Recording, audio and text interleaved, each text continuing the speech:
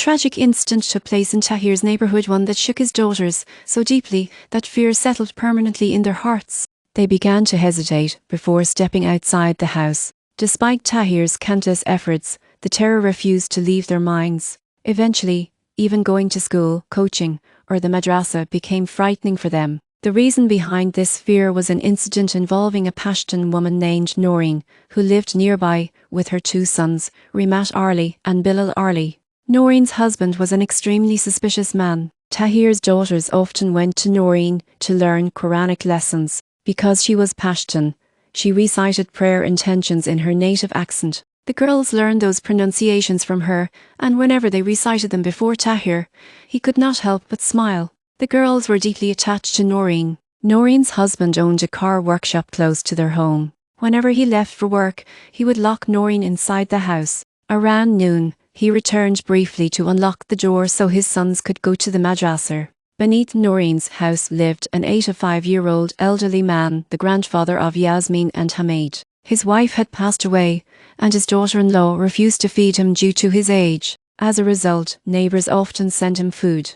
On her husband's instruction, Noreen sometimes sent meals to the old man through Rimat Arli. One day, when Rimat Arli was away with his father, the elderly man came to Noreen's gate. He was burning with fever and asked for tea, medicine, or money for a doctor's visit. Suddenly, Noreen's husband arrived and saw the old man at the gate. He asked the reason, gave him some money, and sent him away. Once inside, he accused Noreen of having an affair with the elderly man and claimed she spoke to him behind his back. The truth, however, was very different.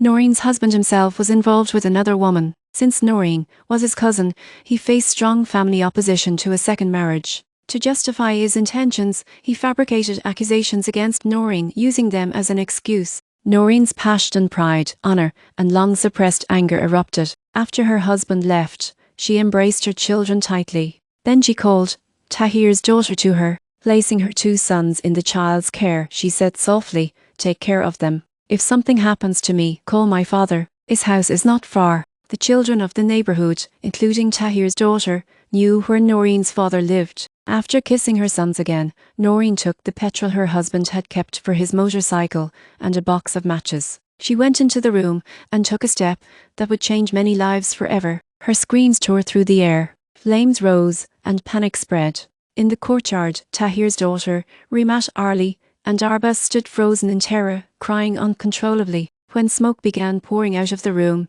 the screams drew neighbours, women and children who gathered in fear. Hamid and Tahir's daughter ran to call Noreen's father. By then, Noreen's husband was also informed. He had never imagined such a reaction. He believed Noreen would cry and then remain silent. When he arrived, Noreen's father and the neighbours broke open the door. Noreen lay severely injured. With great difficulty, she told her father about the accusation her husband had placed upon her. She was rushed to the hospital in an ambulance, but she passed away on the way. Noreen's father took his grandsons with him and said to Noreen's husband, "You are responsible for my daughter's death." Later, Noreen's husband married the same woman. His second wife treated Noreen's children cruelly, beating them and forcing them to do all the household work. At the time of the incident, Tahir was at his job. Since all the children had witnessed everything with their own eyes, they were deeply traumatized, especially Tahir's daughters. Noreen's screams echoed in their ears long after the incident. When Tahir returned home that night, his daughters told him everything, crying bitterly. For an entire week, they refused to step outside the house. Even now, whenever they see the burned walls of Noreen's home, the memories return and their tears follow. Some tragedies do not end with death. They continue to live inside the hearts of those who witnessed them.